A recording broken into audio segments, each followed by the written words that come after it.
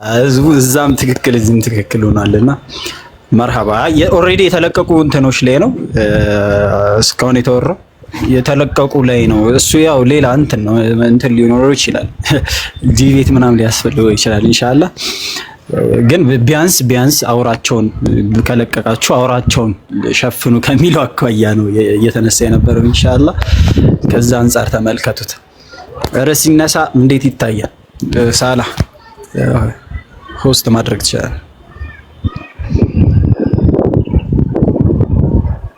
ኦኬ ሰላም አለይኩም። እዚህ ላይ ሀሳብ የለኝም። እንግዲህ ያው መስለሃውንና መፍሰዳውን አይታችሁ ያው ማድረግ ያለባችሁ ያው ሙስሊሞች መስለሃውን እናያለን መፍሰዳውንም እናያለን አይደለ? ሞር የተሻለውን ነገር ነው የምናደርገው እና እንደዚህ የምታደርጉ ሰዎችም ከሁለቱ አንዱን አይታችሁ ማረጉ ጥቅም ካለው አርጉ፣ ማረጉ ደግሞ ጥቅም ካሌለው አታርጉ። በአጭሩ ያው እኔ የምላችሁ ያንን ነው። ኤኒዌይ ጀስት ቀላል ነገር ነው እንዳልኳችሁ። ለጊዜው ግን ወደ ርዕስ ብንመለስና እንደዛ ብናደርግ መልካም ነው። እነ ጃቢር አሁን በጥሩነቱ ያምናሉ። አናዘር ዌይ ኦፍ ዳዋ እንደሆነ ያምናል። ማሜ ደግሞ አያምንም። ሰው ወደ ተሻለ የሆነውን ጥቅሙ ጉዳቱ ምንድነው የሚለውን አይታችሁ አድርጉ ነው እኔ የምላችሁ። ኤኒዌይ እሺ፣ ስንት ሰዓት ነው? ርዕስ መያዝ እንችላለን እስሚዞ ወይስ ደግሞ ጥያቄ ብንቀበል ጥሩ ነው የምትለው? እስልምና ላይ ጥያቄ ካላቸው እንጠይቃቸው እኛም፣ ወይስ ደግሞ የሆነ የተነሳ ርዕስ ካለ እዛ ላይም ደግሞ ልናወራ እንችላለን። ሰሞነኛ ፖይንት ነገርም ካለ ደግሞ እየተነሳ ያለና መልስ የምትፈልጉለት ነገር ካላችሁ እስልምና ላይ ተነስቶ መልስ ያስፈልጓል የምትሉት ነገር የለም ካለ ግን ብትጠይቁ ጥሩ ነው። ኦኬ መልስ ያሌለው ጥያቄ የለም። እስልምና ላይ ተነስቶ ሁሉም ጥያቄ ፈትዋን ከሆነ ፈትዋ መልስ አለው። ወንድሞች ፈትዋ የሚሰጡት አላቸው። ኮምፓራቲቭ ነክ ከሆነ ሰዎችም ወንድሞችም አሉ። የፈለጋችሁትን ጥያቄ አንስታችሁ መማማር እንችላለን። ያ እንቀጥል። አንድ እድል በሰጣቸው ደስ ይላል ክርስቲያኖች። እሱ ምንድነው ይሄ ጭቅጭቅ የተሞላበት ሳይሆን ማለት ይሄ ዲፌንዲንግ ውስጥ ገብተው ለመምጣት የሚሞክሩ ሰዎች እዛው ቢቁጭ ይባሉ። የትኛውም ግን እስልምና ላይ ጥያቄ አለኝ ብሎ የሚል ሰው አንድ ጥያቄ እንዲጠይቅ እንፍቀድለትና አንድ ሪፍሌክት ብቻ እንዲያደርግ እንፈቅድለታለን። ማለት በተመለሰለት መልስ ላይ አንድ ሪፍሌክት እንዲያደርግ ምናልባት እንፈቅድለታለን። ከዛ ውጪ ግን እታቸውናል ማለት ነው። ለሌሎቹ እድል እንሰጣለን። አይ ይሄን መልስማ ጭራሽ አይሞክሩትም ብላችሁ የምታስቡትን ወይም ደግሞ መሰረታዊ የሆነ ትምህርት ጥያቄ አንስታችሁ እንትን ብትሉ በጣም ደስ ይለኛል። ኡስታዝ አቡ ማያ ሳትዘጉ አንድ ደቂቃ ያለ ነው። ኔትወርክ እምቢ እያለኝ ነው። ኔትወርክ እያጣጋ አንድ እድል ክርስቲያኖች ካላችሁ ጥያቄ ገብቷል። ኦኬ ወአለይኩም ሰላም።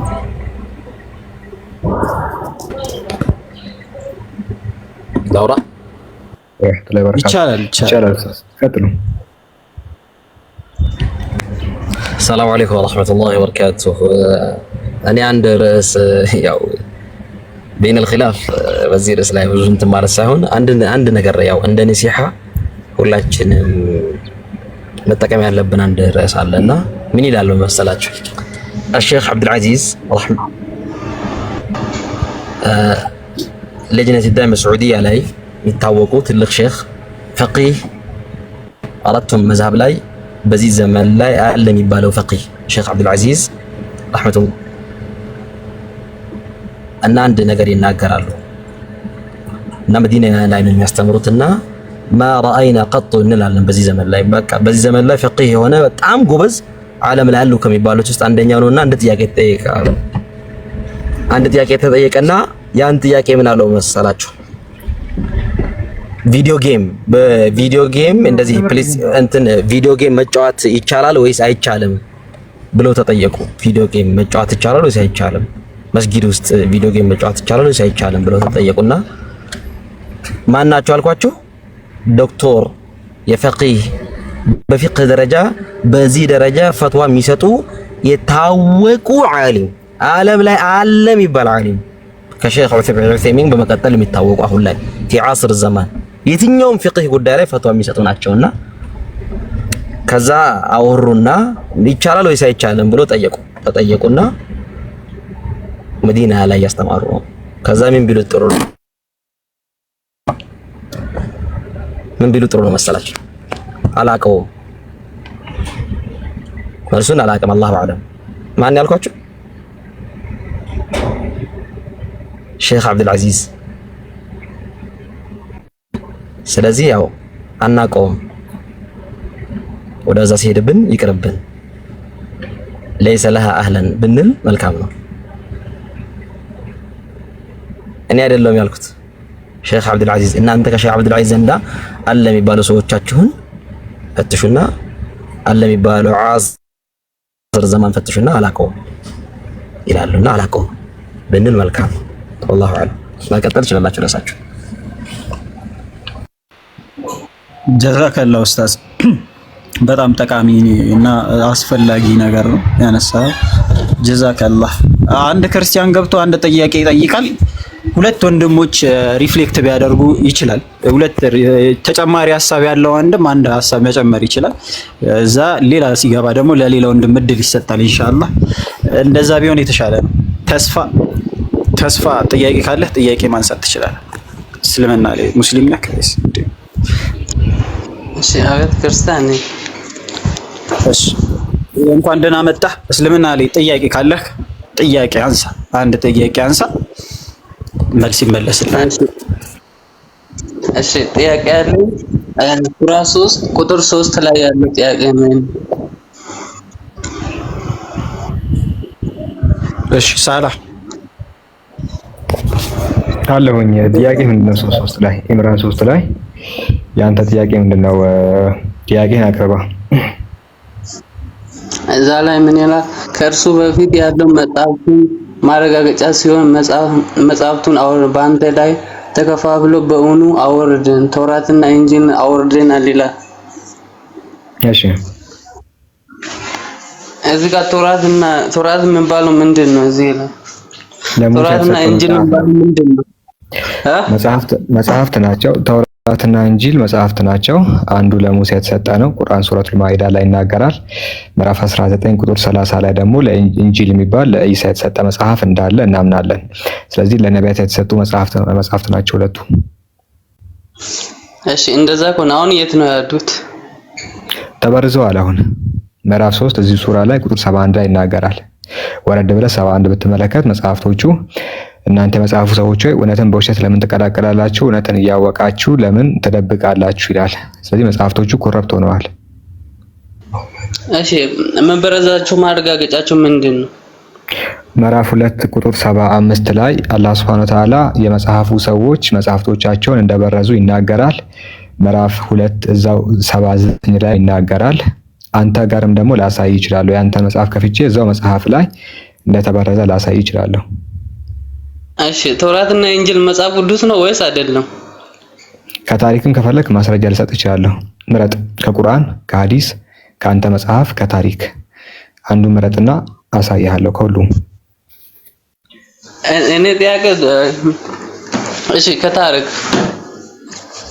እሺ ስኮለሮችን ልጥቀስልህ እንደተበረዙ የሚያምኑ ይኸውና የታሪክ ማስረጃ ነው ላመጣል እችላለሁ። ኦኬ ይታያል ካሜራ ፊት ለፊት ላይ አይታይም። ምንም እያየህ አይደለም እዚህ ፊት ለፊት አይሪካ መነጽር ምናምን አልተጠቀምክም ነው እንትን ምናልባት ጥቁር መነጽር ምናምን አድርገህ እኮ ስቀልድ ነው። ተስፋዬ ፋን እንትን ይታያል። ኦኬ ከድሮቹ ወይስ ከአሁኖቹ ልስጥህ? ከሁለቱም ልስጥህ ከፈለክ። እሺ እንግዲህ በዚህ ዙሪያ ጥናት ከሚሰሩት ሊቃውንቶች መካከል አንዱ የሆነው ፕሮፌሰር ሬን ዶናልድ በመጽሐፉ ላይ ናው ሎንገር ሪትን በተሰኘ መጽሐፉ ገጽ 51 ላይ እንደዚህ ብሎ ይናገራል። የሚታይ ከሆነ as well known እንደሚታወቀው all extant manuscripts not are identical which means that no manuscript is completely free of corruption ይላል። ምንድነው ያለ ያለው? እንግዲህ በእጃችን ላይ ያሉ የመጽሐፍ ቅዱስ ጥንታውያን ማኑስክሪፕቶች ሁለቱ እንኳን አይመሳሰሉም። በዚህም ምክንያት ደግሞ አንድም ሰው ያልተበረዘ መጽሐፍ ሊኖረው አይችልም አለ። ስለዚህ በዓለም ላይ ምንም ያህል የመጽሐፍ ቅዱስ ዕደ ክታባት ብዙ ቢሆንም ነገር ግን ከፍሪ ኦፍ ኮረፕሽን የሆነ ያልተበረዘ እጃችን ላይ ሊኖር አይችልም ነው። ኦሪጂናሎቹ ጠፍተዋል። ስለዚህ ኖ ዋን ሃድ አክሰስ አን ፍሪ ኤረር ባይብል ከኤረር የጸዳ ከስህተት የጸዳ ያልተበረዘ መጽሐፍ እጃችን ላይ ሊኖር አይችልም፣ ምክንያቱም አስቀድሞ ያሉት ተበርዘዋልና ብሎ ያስቀምጣል። ተጨማሪ እንግሊሽ ባይብል ቨርዥን የተሰኘ መጽሐፍ ላይ ቃል በቃል ኮረፕት መሆናቸውን ያስቀምጣል። በተጨማሪ ደግሞ ከድሮዎቹ ከፈለክ ኮንፌሽን የተሰኘ መጽሐፍ ላይ ቅዱስ አውግስጢኖስ ሲናገር ምንድን ያለው? ኢት ዋዝ ዘ ስክሪፕቸርስ መጽሐፍ ቅዱስ ኦፍ ዘ ኒው ታስታመንት የአዲስ ኪዳኑ ሃድ ቢን ኮረፕትድ ተበርዘዋል ብሎ ያስቀምጣል። የተበረዙ ናቸው እነዚህ ስኮለሮቹ ያምናሉ። ከፈለክ እዚህኛው መጽሐፍ ላይ ኦልድ ቴስታመንት ኢንትሮዳክሽን የጀነራል ኤንድ ስፔሻል የተሰኘ መጽሐፍ ላይ ተመሳሳይ ነገር ተቀምጠዋል። መጽሐፍ ቅዱስ ተበርዘዋል።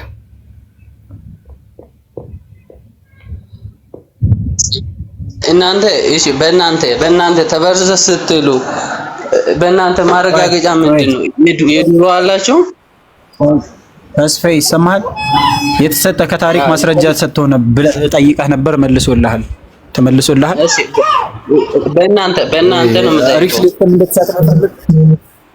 እንድትሰጥ መፈልግ እዚህ ላይ ነው። ቆይ በእናንተ መሄድ የለብንም። መጀመሪያ እዚህ ጋር ሳላ እንደዛ ነው የሚሻለው።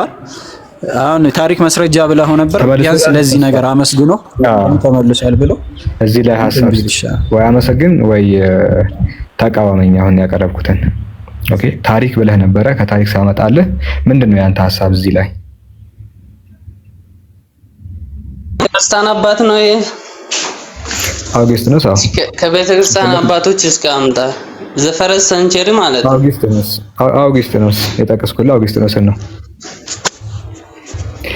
ኑዛዜ በተሰኘ መጽሐፉ ዘ ኮንፌሽን የተሰኘ መጽሐፉ ላይ አውግስጢኖስ አባት ነው። እሱን ጠቅሼልሃለሁ።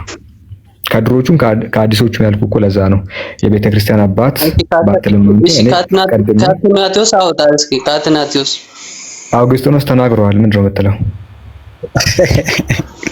አረ በቃ ሌላ ጥያቄ በቃ እዚህ ጋር አውግስጢኖስ አባት ነው ተበርዟል ብሏል። ምንድነው የምትለው? ከፈለክ ቅዱስ ጄሮምን ጨምርልሃለሁ።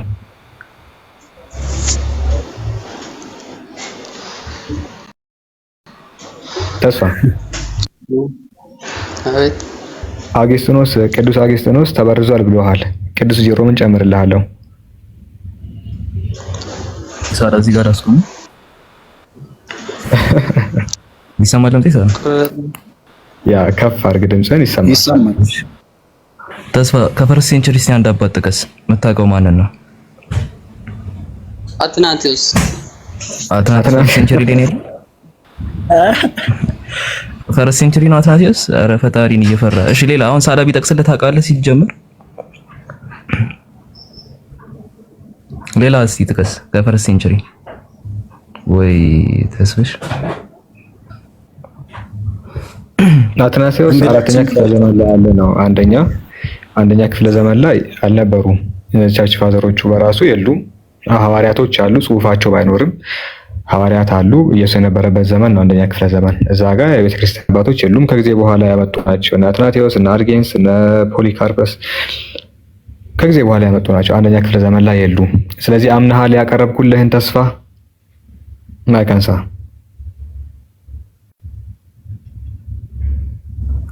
አይ ከፈርስት ሴንቸሪ ነው እኮ ሲጠይቅ ሳር ተጀምሩ ቢታወቅ ጥሩ ነው። ግን አሁን ከፈርስት ሴንቸሪ የምጥቀሱ ከተባለ በቃ ተስፍሽ ችግር የለውም፣ አለማወቅ ችግር የለውም። ፓፒያስ ኦፍ ሄራፖሊስ የሚባለው ከ60 እስከ 30 የነበረው ሰውዬ አለ። ይቅርታ ሰውዬ ያልኩትን ይቅርታ። የቤተክርስቲያን አባት አለ፣ ጀስቲን ማርቲር አለ፣ ኢራኒየስ አለ፣ ተርቱሊያን አለ። እነዚህ ሁሉ አሁን አራቱ የጠቀስኩልህን ከቸርች ፋዘር ማስረጃ ማምጣት ይቻላል፣ ተበርዟል እንዳሉ ማለት ነው። ለምሳሌ ፓፒያስ ኦፍ ሄራፖሊስ የሚባለው ከነዚህ ከነገርኩ ከሶስቱ ይቀድማል። እነዚህ ባይዘው እንትን ነው እሺ፣ እንዲሁ ፊት ለፊት የሚጠቀሱ ብዬ ነው እንጂ በጣም ብዙ አሉ። ፓፒያስ ኦፍ ሄራፖሊስ ኤክሌሲያስቲካል ሂስትሪ ላይ ተቀምጧል ይሄ ነገር። ጀስቲን ማርቲንም ዲያሎግ ዊዝ ትራይፖዲ ያስቀምጡታል ባይብል እንደተበረዘ። ኢራኒየስም አግኒስት ሄሬሲስ ላይ፣ ተርቱሊያን ደግሞ ፕሪስክሪፕሽን አግኒስት ሄሬቲክስ መሰለኝ እዛ ላይ ያስቀምጡታልና በለው። ስለዚህ ሲጀመር ቸርች ፋዘር አትናቴዎስ ዘራር እሺ። እና ከፈርስት ሴንቸሪም አባቶች መጥቀስ ይቻላል። በጣም ብዙ ማስረጃዎች አሉ። ያ ቴንክ ዩ። ኦኬ ሌላ ክርስቲያን እንዳይጨነቅ ሌላ ሰው ካለ ያስገቡ። ገብቶ ሌላ ሰው እንዳይገባ ምናምን አይነት እንትን ውስጥ ፖለቲካ ውስጥ የሚገባ ሰው ካሁኑ እንትን ነው የሚሆነው። ሌላ ወንድም ሀሳብ መስጠት ከፈለገ መስጠት ይችላል። ያንን እንትን ብላችሁ ዲፌንዲንግ ውስጥ ገብታችሁ ምናምን ጭቅጭቅ ውስጥ ለመግባት ከሆነ እንዳገቡ። ጥያቄ ግን የትኛውንም ለማንሳት የምታስቡት ጥያቄ ካለ ግን ገብታችሁ መጠየቅ ትችላላችሁ። ሙስሊሞቹም ይኸው ወንድሞችም ይኸው ቀጥም። ኦኬ ሌላ ክርስቲያን ገብቶ ጥያቄ መጠየቅ ይችላል። እኛም ደግሞ እንጠይቀዋለን። እስልምና ላይ የሚያነሳው ነገር የምታነሱት ነገር ካላችሁ ቀረብ ብላችሁ እኛን ጠይቁን። መጽሐፉን የያዝነው እኛ ነን። በደንብ የምንረዳውም እኛ ነን። ማቴሪያል ያለን እኛ ነን። ስለዚህ ገብታችሁ ከባለቤቶቹ ነው መጠየቅ ያለባችሁ፣ ማወቅ ያለባችሁ። ስለዚህ ይሄን ይመስላል። እስልምና ላይ ማንኛውንም ጥያቄ እንግዲህ ካላችሁ በራችን ክፍት ነው። ገብታችሁ መሞገት ትችላላችሁ። መጠየቅና መጠየቅ ደግሞ ትችላላችሁ። ይኸው በሩን ክፍት አድርገንላችኋል። ተስፋ ተመልሰዋል። ተስፋን እንመልሰዋለን። ከዛ አንድ ጥያቄ ደግሞ የምንጠይቀው ይሆናል እሱ ስለጠየቀን። ወደዛ ከመሄዳችን በፊት ግን ቦስ መጥቷል። ቦስ ጥያቄ አለ?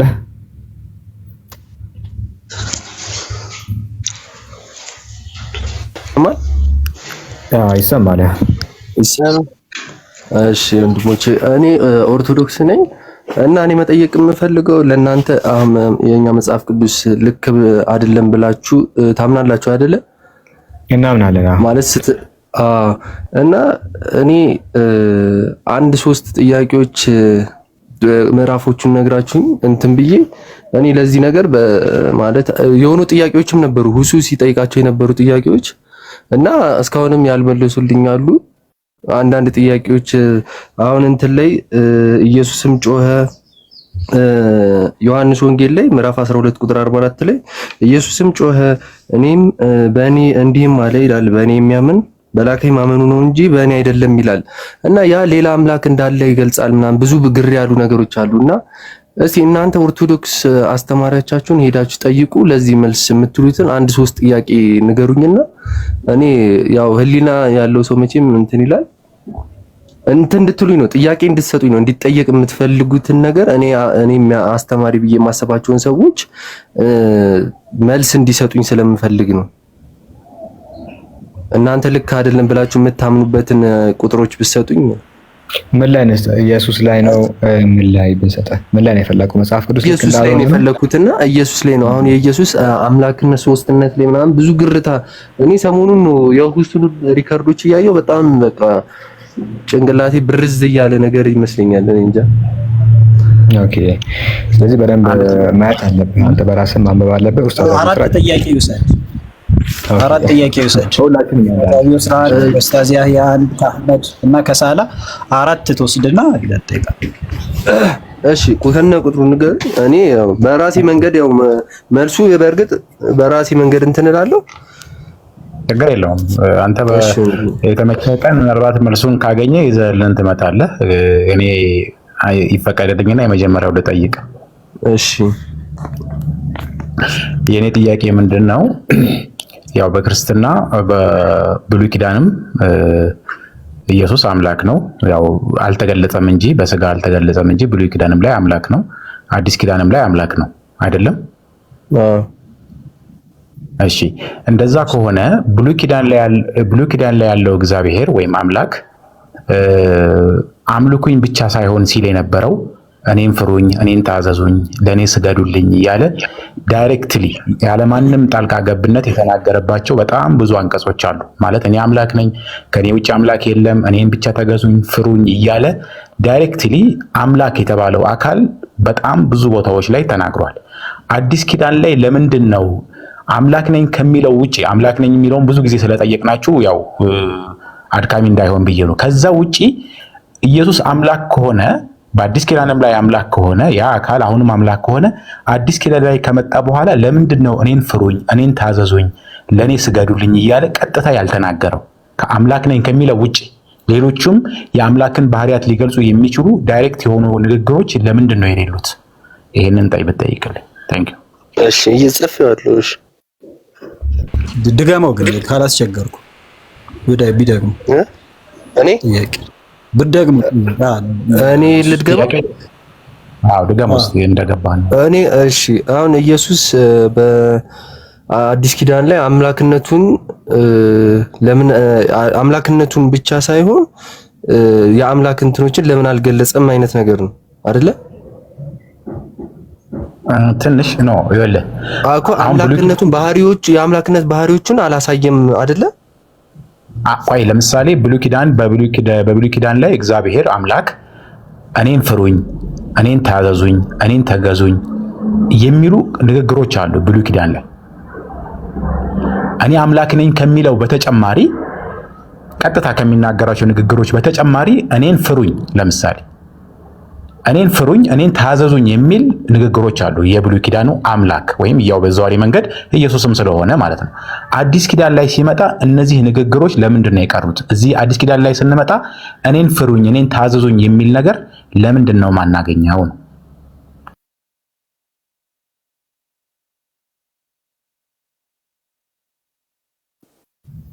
እሺ መርሃባ እኔ ልጠይቅ ምናልባት አረኒ ብቻ ለመረዳት እሺ ይዘዋል አይደል? እሺ መርሃባ ብዙ ጥያቄ ነው ያለኝ። ያው የጥያቄ ፓዴ ራሱ ብዙ ነው። ከፊት ያሉትን ሁለቶችን ላንሳሽ። የመጀመሪያው ጥያቄ ምንድነው? ክርስቲያኖች እንደምታውቁት ያው ኃጢአት በአዳም አማካኝነት ወደኛ ተወራርሷል ወይንም የኃጢአት በደሉ እርግማኑ እኛ ጋር አለ ብላችሁ ታምናላችሁ። ስለዚህ ኃጢአት ከአዳም የመጣባችሁ ውርስ እንደሆነ ታምናላችሁ። ይሄ ኦሪጂናል ሲን ወይንም አንሴስተራል ሲን የሚባለው ማለት ነው። አሁን የምጠይቅ ጥያቄ ምንድነው? ከአዳም ኃጢአቱን ከወረስን ከአዳም ለምንድን ነው መልካም ተግባሩን ያልወረስ ነው? ወይንስ አዳም በህይወት ዘመኑ ሲኖር አንድም ጥሩ ነገር አልሰራም ወይ? ኃጢአቱን አውርሶታል፣ እግዚአብሔር ጥፋተኛ አድርጎታል። ነገር ግን አዳም የሰራው መልካም ተግባር ላይ ግን አይመለከታችሁም ማለት ነው። የኛ ጥፋት የለበትም፣ አዳም በሰራው መጥፎ ነገር ውስጥ የኛ እጅም የለበትም። ኃጢአቱን ሰጠንሽ እጅም ባይኖርበት ግን መልካም ተግባሩን ደግሞ ነሳን። ይህን እንዴት ነው የምትመለከተው እንደ ክርስትናው? ይሄ አንደኛው ብትጠይቃቸው የምመኘው ነው። ሁለተኛው ምናልባት ከዚህ ጋር ተያይዞ የመጨረሻ ይሄ ለአንተ ለራስህ ነው፣ ክርስቲያኑንም ብትጠይቀው የምመኘው ማለት ነው። በትክክል አንተ ስትጸልይ ወይንም ጥያቄ ስትጠይቅ እግዚአብሔርን አእምሮ ውስጥ ቀድሞ የሚመጣው አካል የትኛው ነው? አብ ነው? ወልድ ነው? መንፈስ ቅዱስ ነው? ይሄ ለህሊናህ ነው ጀስት እንድትጠይቅ መመክርህ ማለት ነው። አብ ነው አእምሮ ውስጥ የሚመጣው? ወልድ ነው ወይንስ መንፈስ ቅዱስ ነው? ከዛ ሶስቱም አንድ ላይ ከመጡብህ ደግሞ የትኛውን ብትጠይቀው ቶሎ እንደሚሰጥህ አምነህ ነው የምትጠይቀው? ማለት አእምሮ ፒክቸሩ የሚያደርጋቸው የትኞቹን አካላት ነው? በዙፋኑ ላይ አንድ እግዚአብሔር ነው ብዙ ጊዜ።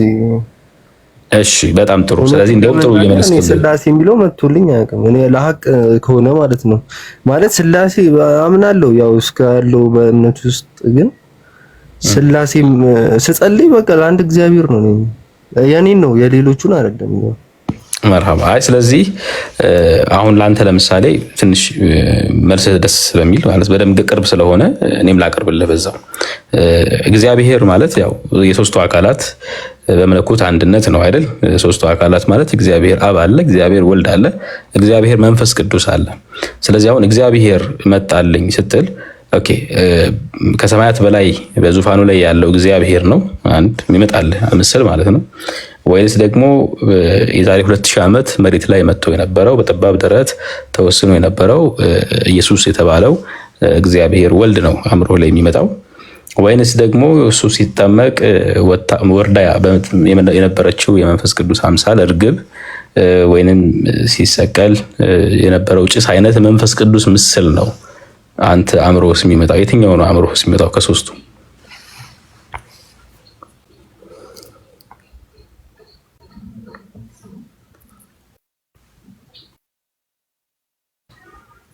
ሰምተኛል? ምናልባት ሄሎ ይሰማል? ይሰማል? አዎ ይሰማኛል። እኔ ቅድም እንዳልኩ ነው ያው ብዙም የቀረብኩ አይደለም ደግሞ እኔ እንደዚህ ስለ አሁን የሚነሱ ጥያቄዎችን ሰምቼ ነው ትንሽ እንጂ ለቤተ ክርስቲያን ብዙ ቅርብ የሆንኩ ሰው ሆኜ ሳይሆን ግን የሚጠየቁትን ጥያቄ ሲሰማ እንደኛው መጽሐፍ ላይ እንደዚህ አይነት ነገር አለ እንዴ ምናምን ኢብሮ ምናምን አየዋለሁ እሱ ላይ ብለናልና ሲጠይቅ አንዳንድ ጥያቄ ግራ ገባኝና ምንድነው ይሄ ነገርኛ ብዬ ነው ታውቃለህ። እንደውም አንድ ጥቅስ የሆነ ኢትዮጵያውያንን ምናምን የሚል ጥቅስ ሁላ አይቼ በጣም ግራ ገብቶኝ በዛ የተነሳ ነው። መርሐባ ኢንሻአላህ አላህ ሂዳያውን ይስጥህ። እነዚህን ጥያቄዎች ያው እኔ የሁለተኛውን ጥያቄ ያነሳሁት ለአንተ ነው ለህሊና ነው። የመጀመሪያውን ጥያቄ ግን እንዳልከው መጠየቅ የምትችላቸው ሰዎች ካሉ ጠይቅና አንድ ቀን መጣጣ። የመጀመሪያው ስለ አዳም እንትን ያልከኝ የአዳምን ውርስ በተመለከተ ያው የአዳም ውርስ ለምን ኃጢአትን ብቻ ያዘለ ነው የሚለውን እሱን አብረህ ብትነግረን ማለት ነው ኢንሻአላህ። ወደ ሌሎች ወንድሞች አልፋለሁ። ሳላህ አንድ ጥያቄ እስቲ። ኦኬ ጥያቄውን ጃቢሮ ቀጥል። ከዛ ይቅርታ በጣም አሁን ለቦስ ማለት ነው ኡስታዝ የጠየቀውን ጥያቄ ቀለል እንዳይረሳው ማለት ነው ቀለል እንዲልለት አንድ እግዚአብሔር ማምኗል ብሎ እና እሱ አንዱ እግዚአብሔር ሰው ሆኗል ብሎ ቢጠይቃቸው ጥያቄውን ቀላል ነው እንደሆነና እንዳልሆነ ቢጠይቃቸው የበለጠ ይረዳዋል ስላሴ ስንት አምላክ እንደሚመለክ ማለት ነው። ኡስታዝ እዚህ ላይ ሐሳብ ብሰጥ ደስ ይለኛል። እንደዚህ ብሎ ቢጠይቅ ጥያቄውም ቀላል ማይጠፋው አንድ አምላክ አለው ብሎ የሚያስበው እግዚአብሔር ሰው ሆኖ ወደ ምድር መጥቷል ወይስ አልመጣም የሚለውን ነገር ቢጠይቀው አሪፍ ይመስላል። ኡስታዝ ሐሳብን ብታስቀምጥ ደስ ይለኛል። መርሐባ ሀቢቢ ጀዛከላህ። ምናልባት አንተም ታብራራው ትችላለህ። ወደ ስላሴ ሐሳቤ ከገባን ገለጻ እንዳይሆን ፈርቼ ነውና ባለው አንደርስታንዲንግ አሁን እኛ ባቀረብነው መልኩ ከመለሱለት ወይም ካብራሩለት በሚል ነው። በክርስትናው ሐሳቤ ውስጥ አምላክ ሰው ሆኗል ብለው ያምናሉ። ሰው ግን አምላክ አልሆነም ብለው ያምናሉ ማለት ነው። ሰው አምላክ አልሆነም፣ አምላክ ግን ሰው ሆኗል ብለው ያምናሉና ስለዚህ ያ አምላክ የተባለው አካል የዛሬ 2000 ዓመት በፊት ሰው ሆኖ እዚህ ምድር ላይ መጥቶ ነበር ብለው ያምናሉ። ከያ አካል ደግሞ ከሶስቱ የስላሴ አካላት መካከል አንዱ ነው ተብሎም ይታመናል ማለት ነው። ስለዚህ እንግዲህ ኦርቶዶክስን ቢረዳለሁና ያው ኦንሊ ጂሰስ አይደለም። ስለዚህ ጥያቄው አይ ቲንክ ክሊር ይመስለኛልና ላንተ በጸሎቱ እኔ ለምሳሌ አላህን ስጠይቅ አላህ ነው አእምሮ ውስጥ ሌላ ምንም አምቢጊዩቲ የሚፈጠር አካል የለም። በቃ አላህ ነው አእምሮ ውስጥ የሚመጣው አካል አላህ ነው። በቃ ምንም የተለየ ነገር የለውም። ምክንያቱም እኔ ብቸኛ የማመልከው ወኢላሁኩም ኢላሁ ዋሂድ አንድ ብቻ አምላክ ነው የማመልከው። ስለዚህ ጥያቄ የሚፈጥርብኝ አካል የለምና አይ ይሄንን አካል ደግሞ በጠይቀው ትንሽ ፈጠን ይላል፣ ይሄኛውን አካል በጠይቀው ደግሞ ትንሽ ከመከራ ጋር የቀረበ ስለሆነ መከራዬን ይረዳል እያልኩ ማበላልጠው አካል የለም። አንተ መከራ ሲገጥምህ ከእግዚአብሔር አብና ወልድ ይልቅ ከእግዚአብሔር አብና መንፈስ ቅዱስ ይልቅ የዛሬ 2000 ዓመት በሰዎች መከራ ያደረሰበት እግዚአብሔር የኔን መከራ ከነሱ በተሻለ ይረዳል ብለህ ተጨንቀህ ወልድ ነው ወይ ትዝ የሚልህ? አይ ያ እንኳን አይደለም። የሆነ ደግሞ ከፍ ያለ ደስታ ነገር ሲገጥመኝ ደግሞ ጀስት እግዚአብሔር አብ ነው ነገሮችን ሁሉ የሚፈጽመውና ወደሱ እጄን ብዘረጋ አእምሮ የሚመጣው እሱ ነው ብለህ ታስባለህ ወይ የሚለውን ጀስት አንድ አምላክ ነው የማመልከው ካልከኛ ይቀር አንድ አምላክ ያልከው የትኛውን አካል ነው የሚለውን አንተ አእምሮህ ውስጥ ያን ነገር በደንብ ቪዥዋላይዝ እንድታደርገው ነው። ያው ይሄ ወጀሐዱ ፊሃ ወስተቀነት አንፉሰሁም ውስጥህ ያውቀዋልና ለራስህ ነው ምተው። እኔ ያው ልከራከርህም ወይም አድግል አድርጋ አይደለም ውስጥህ እንደዚህ ነው አይደለም እያልኩ አልከራከርህምና ለህሊና ምን ይመስልሃል የሚለውን መልሱን አንተ ጋር እንድታስቀምጠው ነው ኢንሻአላህ። መርሐባ ኡስታዝ፣ በጣም የሚገርም አመሰግናለሁ። ኢየሱስ ራሱ ይህን ምሳሌ ይሰጣል። ባይዘው ሉቃስ ወንጌል ምዕራፍ 16 ላይ ይመስለኛል ለፈሪሳውያኖች ገንዘብና ገንዘብን አብልጠው ለሚወዱ ፈሪሳውያኖች ሎጂክ ሲያቀርብላቸው ምሳሌ ሲሰጣቸው ምንድነው ያለው? ለገንዘብን ምንድነው አንድ ባሪያ ሁለት ጌቶችን ሊገዛው የሚቻለው ባሪያ ማንም የለም ይላል። ሁለት ጌቶችን መገዛት የሚቻለው ባሪያ ማንም የለም። አንደኛውን ይጠጋና አንደኛውን ይንቃል፣ ወይ አንደኛውን ይወድና አንደኛውን ሊጠላ ይችላል። ስለዚህ ለገንዘብና ለእግዚአብሔር መገዛት አይቻልም ይላልና ሳላህ አንድ ጥያቄ ስጠው፣ መሐመድ አንድ ጥያቄ ስጠው፣ ጃቢር የአሁኑን ጥያቄ አብራርተህ ደግሞ ትሰጠዋለህ። ሳላህ ኦኬ ተመልሻለሁ። አንድ ጥያቄ ላስቀምጥለት መጽሐፍ ከፍቼ እስቲ። እሺ መጽሐፍ ቅዱስ ነው የከፈትኩት። ትንሽ ጠረግ አድርገው መሰለኝ። ኦኬ አሁን ይታያል። የኔ ጥያቄ እዚህ ጋር ነው። ኢየሱስ የዘላለም ሕይወትን እንዴት እንደምናገኝ የነገረን ነውና የዮሐንስ ወንጌል ምዕራፍ 17 ቁጥር 3 ላይ ነው ምን ብሎ ያስቀምጣል? የዘላለም ሕይወትም አንተ ብቻ እውነተኛውን አምላክና የላከውን ኢየሱስ ክርስቶስን ማወቅ ነው አለ። እንደዚህ ብሎ የሚናገረው ኢየሱስ ነው። ልክ እኛ ሙስሊሞች እንደምናምነው እኛ የዘላለም ሕይወት ይገኛል የምንለው አንተ ብቻ እውነተኛውን አምላክ፣ ስለዚህ አንድ ብቻ እውነተኛ አምላክ እንዳለና ከዛስ የላከውንም ኢየሱስ ክርስቶስን ማወቅ ነው አለ። የላከውን ሲባል የተላከ መልእክተኛ መሆኑን ያሳያል። የተላከ ነው እሱ። የተላከ ኢየሱስ ክርስቶስ እንዳለ ማመን የዘላለም ሕይወትን እንደሚያስገኝ የተናገረው ኢየሱስ ራሱ ነው። ኢየሱስ በምድር ሲያስተምር የዘላለም ሕይወት የሚገኘው አንተ ብቻ እውነተኛውን አምላክና፣ ስለዚህ ብቻውን እውነተኛ አምላክ እንዳለ ነግሮናል።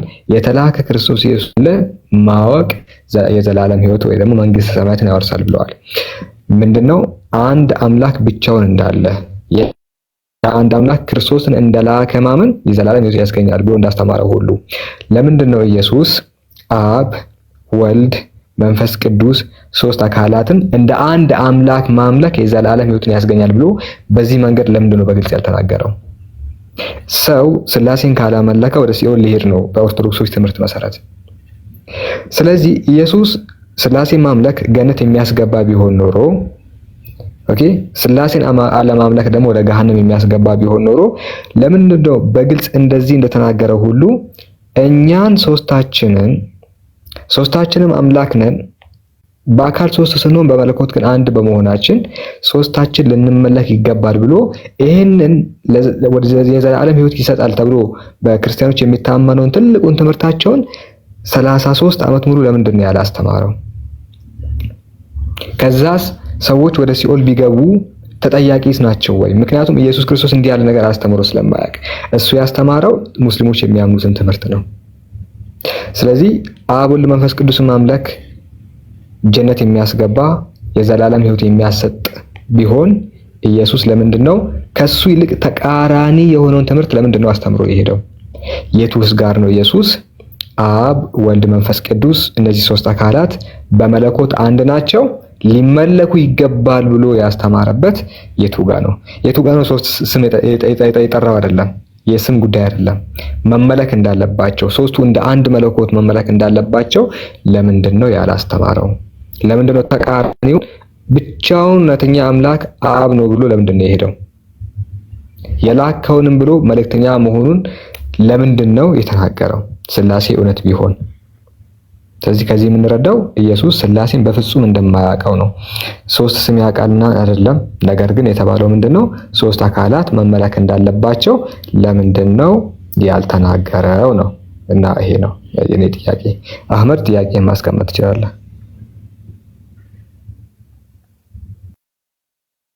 ኦኬ ትንሽ ቅድም አይ ቲንክ ኡስታዝ ያህያ አድረስ ያደረገው ይመስለኛል ጥያቄ ከሲን ወይም ኃጢአት ከሚባለው ነገር ጋር ተያይዞ ነው የኔ ጥያቄ ላነሳ የምፈልገውና የክርስቶስን አንድ ፖይንት ምንድነው የክርስቶስ በመሰቀል ክርስትና ህይወት ማለት ክርስትና ነው ህያው የሚያደርገው አንዱ ነገር የክርስቶስ ተሰቅሎ የሰው ልጆችን ማዳኑ ነው የሚል ትምህርት አለ በጳውሎስም በስኮላሮችም እምነት ውስጥ ማለት ነውና ክርስቶስ ተሰቅሎ ህያው ማድረጉ ክርስቲያን ግን ይሰማል ለምዜ ቀይ ያሳይ ተሰማለህ? እሺ ክርስቶስ ተሰቅሎ ክርስትናን አንድ ህያው ማድረጉ የሆነ ዋና ፖይንት የሆነ ኮር ፖይንት ተደርጎ ከታየ በዚህ ክርስትና ላይ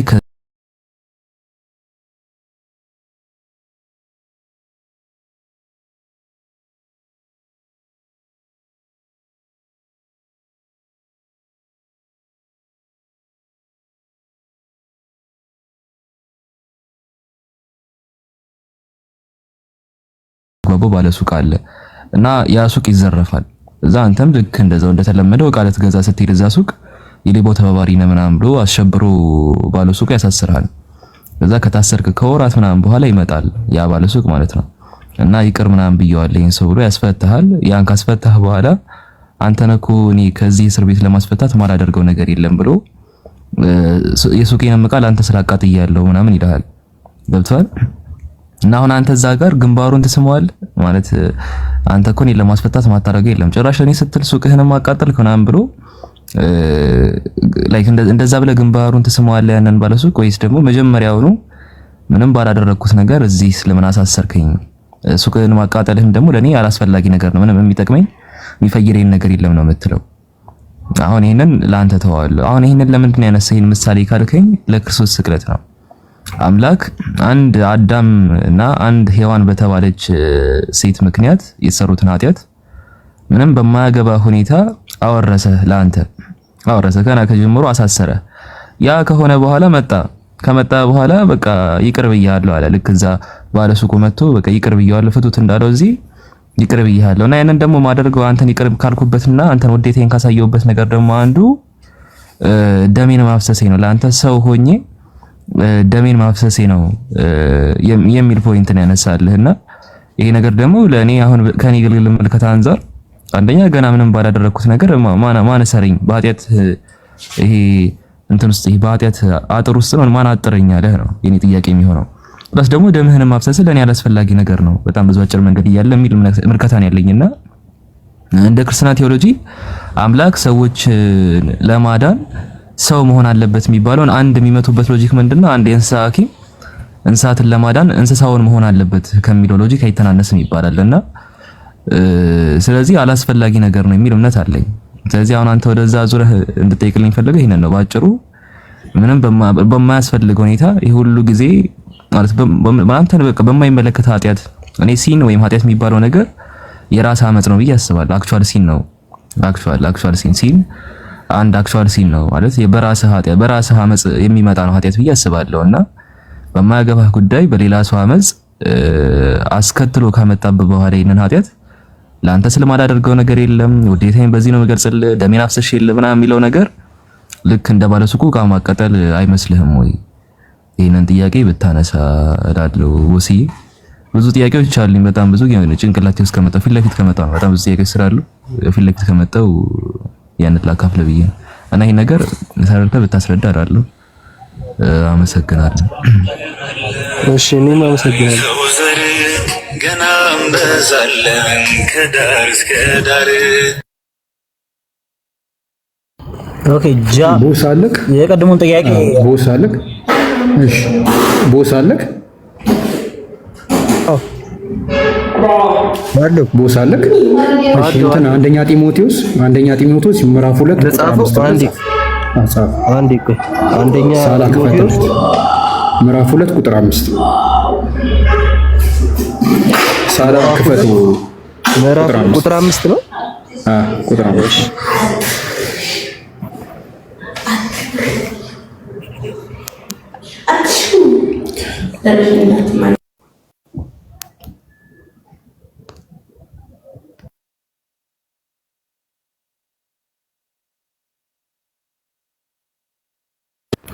እሺ ቦስ ይሰማል?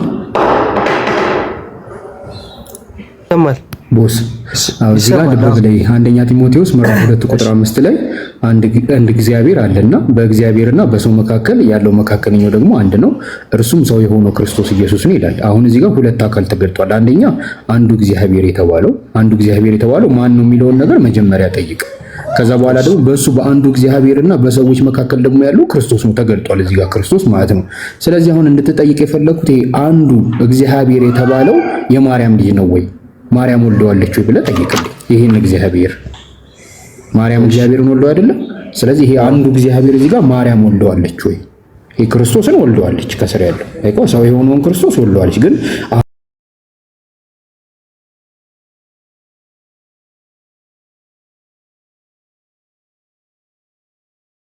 አሁን አንተ እንድትጠይቅ እሱን መልሰህ ይዘናና እናወራለን። ሳላ ልትሄድበት ከፈለክ ሂድበት። እኔ ጫጫታ ስለሆነለት እሺ በቃ አመሰግናለሁ። ይሄንን ጠይቀናልና ችግሩ ምን ታውቃለህ?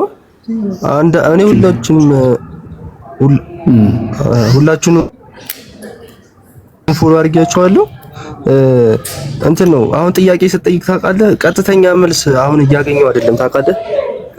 ቀጥተኛ መልስ ብዙ አይሰጥም። እኔ ሳይ ለዛች ቃል የሚሆን ወይ ሌላ አቻ ነገር ሌላ ቃል ይሰጥኛል ምናምን እንደዛ እየሆነ ነው። አሁን ከትላንት ጀምሮ ነው እንደዚህ